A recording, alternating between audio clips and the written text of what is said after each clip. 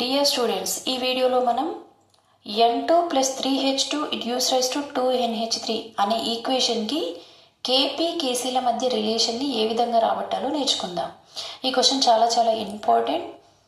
So ఒకసారి క్లియర్గా నేర్చుకుందాం. ఇక్కడ చూడండి, ఈక్విలిబ్రియం అంటే ఏంటి అనేది మనం లాస్ట్ క్లాస్లోనే నేర్చుకున్నాం. ఈక్విలిబ్రియం అంటే ఏంటి? ఇది రివర్సిబుల్ రియాక్షన్. దీంట్లో ఫార్వర్డ్ రియాక్షన్ జరుగుతుంది, బ్యాక్వర్డ్ రియాక్షన్ కూడా జరుగుతుంది. ఎప్పుడైతే రేట్ ఆఫ్ ఫార్వర్డ్ రియాక్షన్ అనేది రేట్ ఆఫ్ బ్యాక్వర్డ్ రియాక్షన్కి ఈక్వల్ అవుతుందో ఆ స్టేజ్ని ఈక్విలిబ్రియం స్టేట్ అంటారు. The stage at which the rate of forward reaction is equal to rate of backward reaction is called equilibrium stage. So ఆ equilibrium దగ్గర ఇక్కడ కేని ఏమంటారంటే ఈక్విలిబ్రియం కాన్స్టాంట్ అంటారు. K is a equilibrium constant. K P అంటే pressure equilibrium constant. ప్రెషర్ని ఆధారంగా చేసుకొని equilibrium కాన్స్టాంట్ని explain చేయడం. ఇక్కడ కేసీ అంటే concentration equilibrium constant, pressure equilibrium constant and concentration equilibrium constant. ఇప్పుడు ఈ ఈక్వేషన్కి కేపీ కేసీలు ఏ విధంగా రాయాలి, వాటి మధ్య రిలేషన్ ఎలా ఉంటుందో చూద్దాం. సో ఫస్ట్ చూడండి, ఇక్కడ ఈ రియాక్షన్కి ఫస్ట్ కేపీ రాద్దాం. కేపీ ఈక్వల్ టు ప్రెషర్ని ఆధారంగా చేసుకోవాలి. ప్రెషర్ని ఫస్ట్ మనం ప్రోడక్ట్స్ యొక్క ప్రెషర్ రాసి డివైడెడ్ బై రియాక్టెంట్స్ యొక్క ప్రెషర్ రాయాలి. ప్రోడక్ట్స్ ఏమున్నాయి? అమోనియా ఉంది. సో అమోనియా యొక్క ప్రెషర్ రాద్దాం. PNH3 మరి ప్రెషర్ ఆఫ్ అమోనియా ఎన్ని మోల్స్ ఉంది? అమోనియా 2 మోల్స్ ఉంది కాబట్టి స్క్వేర్ రాయండి.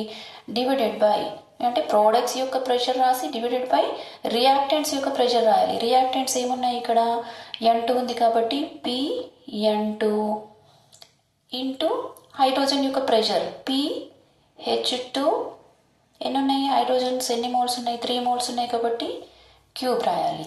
This is equation number 1.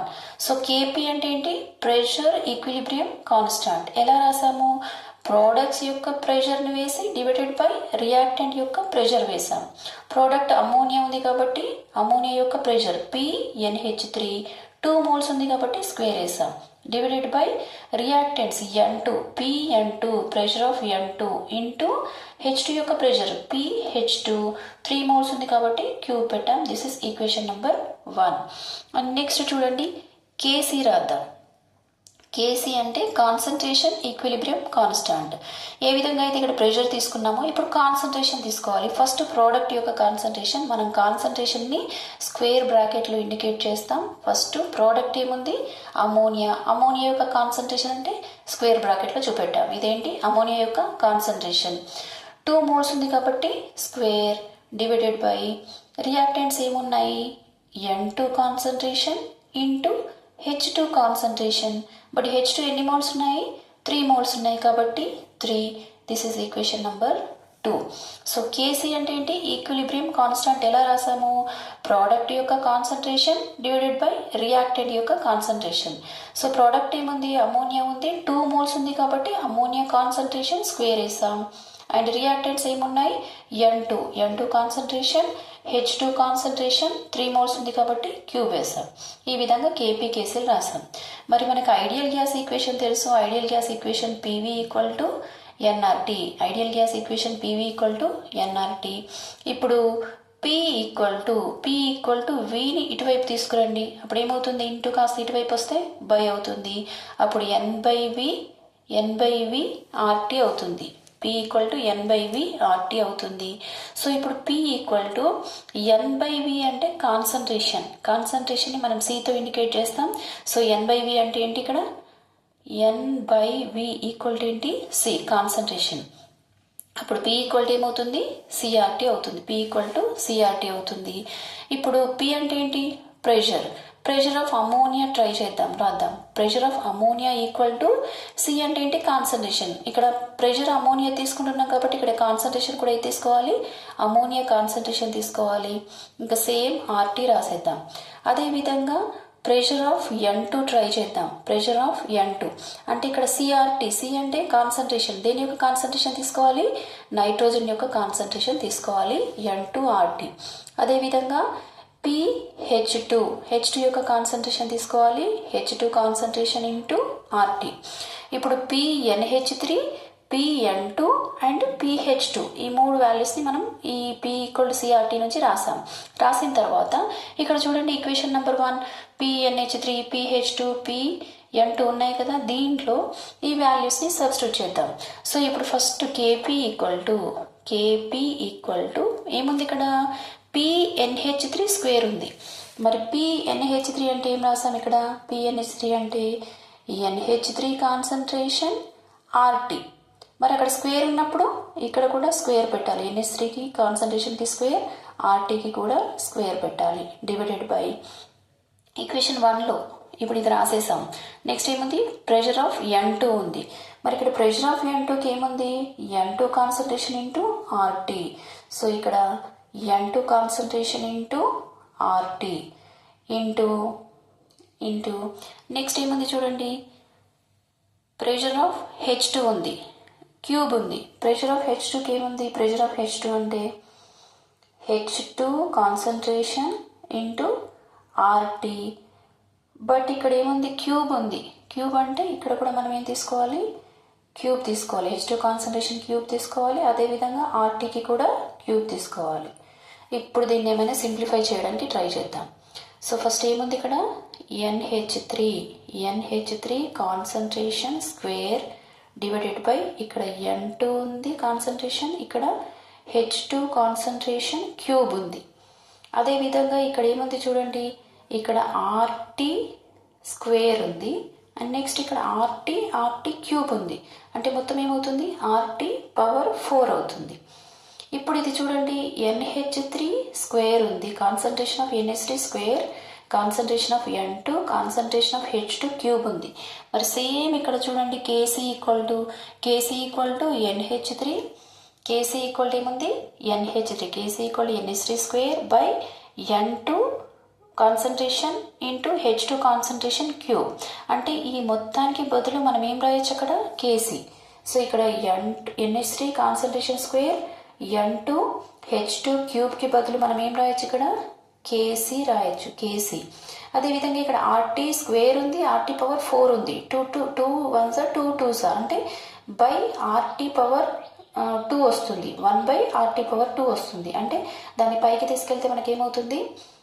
RT power -2 వస్తుంది. RT power -2. ఇక్కడ 2 1s 2 2s బై 2 వస్తుంది. అది పైకి వెళ్తే ఏమవుతుంది? మైనస్ అవుతుంది. అంటే RT పవర్ -2. సో రిలేషన్ ఏమొచ్చింది ఇక్కడ? KP KC into RT power -2 వచ్చింది. ఇక్కడ మైనస్ వాల్యూ వచ్చింది అంటే KP ఇక్కడ మైనస్ వచ్చింది అంటే KP వాల్యూ తక్కువగా ఉందని అర్థం. దాని అర్థం ఏంటి?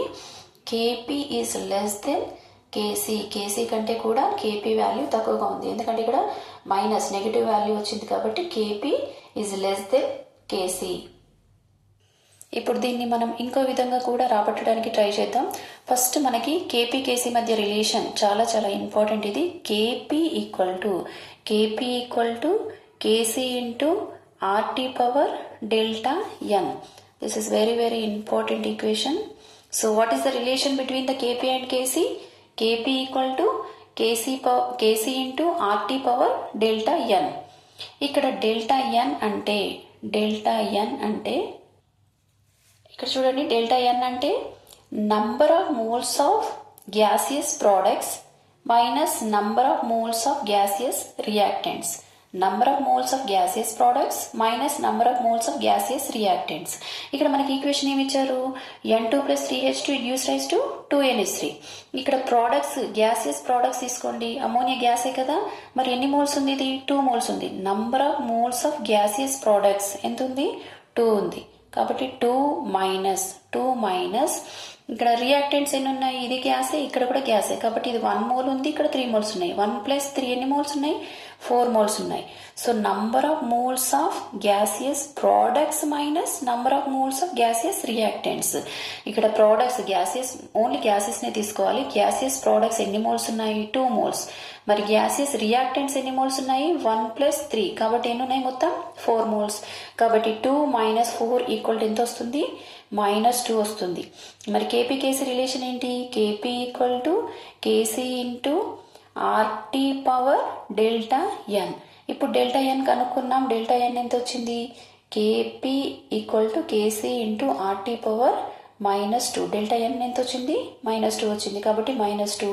కాబట్టి K P is less than K C. So what is the relation between the Kp and Kc for n2 plus 3s2? It gives rise to 2ns3 equation. Kp is less than Kc. ఏ విధంగా కనుక్కున్నాం? ఫస్ట్ కేపీని రాసాం, తర్వాత కేసీని రాసాం. Ideal gas equation PV equal to nRT. P equal to Vని ఇటువైపు తీసుకొస్తే n/V RT అయ్యింది. తర్వాత P ఈక్వల్ టు n/Vకి బదులు ఏం తీసుకున్నాం? C కాన్సన్ట్రేషన్ తీసుకున్నాం, CRT అవుతుంది. ఇప్పుడు ఈ ఈక్వేషన్ ప్రకారం PNH3ని రాసాం, PN2 రాసాం, PH2 రాసాం. అప్పుడు ఈ 3 వాల్యూస్ని ఈక్వేషన్ నెంబర్ 1లో సబ్స్టిట్యూట్ చేసాం. ఈక్వేషన్ నెంబర్ 1లో సబ్స్టిట్యూట్ చేస్తే మనకి ఏమొచ్చింది? PNH3 concentration square RT square వచ్చింది, divided by N2 concentration into RT into H2 concentration cube RT cube వచ్చింది. ఇప్పుడు మనం ఇదిని సపరేట్ చేసాం, NH3 స్క్వేర్ని ఇక్కడ రాసేసాం and N2 concentration H2 concentration cube. ఈ ఆర్టీలన్నీ పక్కన తీసేసాం. RT స్క్వేర్ ఉంది ఇక్కడ RT ఇంటూ RT క్యూబ్. ఇక్కడ 1 ఉంది, ఇక్కడ 3 ఉన్నాయి కాబట్టి మొత్తం ఎన్నైనాయి? RT పవర్ 4 అయింది. ఇక్కడ 2 1s 2 2s బై 2 ఉంటే పైకి వెళ్తే ఏమవుతుంది? -2 అవుతుంది. కాబట్టి RT పవర్ -2 అయింది. మరి ఇక్కడ ఈక్వేషన్ నెంబర్ 2 ప్రకారము ఇక్కడ ఈ మొత్తం NH3 square concentration square by N2 concentration into H2 concentration క్యూబ్కి బదులు మనం ఈక్వేషన్ నెంబర్ 2 ప్రకారం ఏం రాయొచ్చు? కేసీ రాయొచ్చు. కాబట్టి K P equal to K C RT power -2 అవుతుంది. ఇక్కడ ఎప్పుడు నెగిటివ్ వాల్యూ వచ్చినా సరే K P is less than K C. లేదా సింపుల్గా మనం ఈ రిలేషన్ని ఉపయోగించి K P equal to K C into RT power delta N. Delta N అంటే ఏంటి? Number of moles of gases products minus number of moles of reactants. ఇక్కడ ప్రోడక్ట్స్ ఈక్వేషన్లో 2 మోల్స్ ఉన్నాయి, రియాక్టెంట్స్ 1 + 3 4 మోల్స్. 2 - 4 అంటే -2 వచ్చింది. So K P equal to K C into RT power delta N అంటే -2. కాబట్టి K P is less than K C. Thank you.